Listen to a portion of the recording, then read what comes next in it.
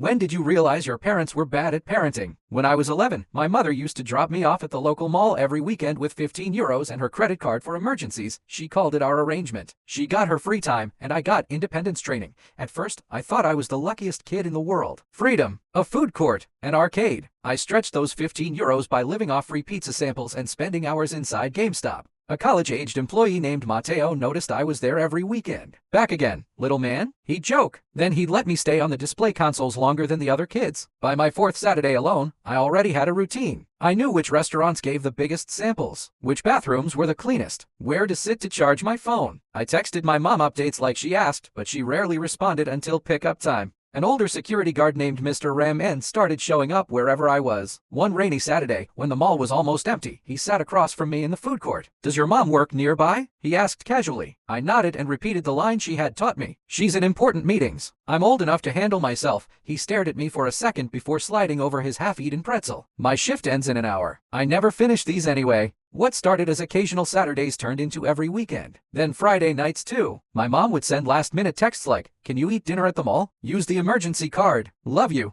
I watched movies alone, sitting between families so I wouldn't look weird. One time, a dad offered me popcorn because he thought I'd gotten separated from my parents. His kindness made my throat tighten. The worst day was when I got food poisoning from old sushi. He showed Mr. Ramen security footage of me wandering the mall from opening until closing, Friday night through Sunday night, for 6 weekends straight. I still remember the way Mr. Ramen's face hardened while he watched. When my mother finally arrived the next morning, she brought me a milkshake like everything was normal. The security office called Child Protective Services. My mom kept insisting, "He's mature for his age. Kids need independence these days." The social worker just kept writing in her notebook. I spent that summer living with my grandparents while my mother attended supervised visits and therapy. During family counseling, we eventually found out the truth. She had been spending weekends with a married man, someone who couldn't be seen publicly with her. They stayed at his lake house while his wife believed he was away on business trips. That year, the mall basically became my unofficial parent. Matteo from GameStop testified during the custody hearing. "Mr. Ramen still sends me birthday cards. I'm 20 now, and my relationship with my mom is complicated, but healing. Last week, for the first time ever, she apologized without being asked. I got so caught up in what I needed," she said, "that I forgot what you needed. I still keep Matteo's old business card in my wallet. He manages 3 stores now. Every time a birthday card from Mr. Ramen arrives, my mother quietly puts it on the fridge without saying a word. Those strangers at the mall raised me when she couldn't. That's the thing about family. It's not always the people you're born to." Full story on my profile.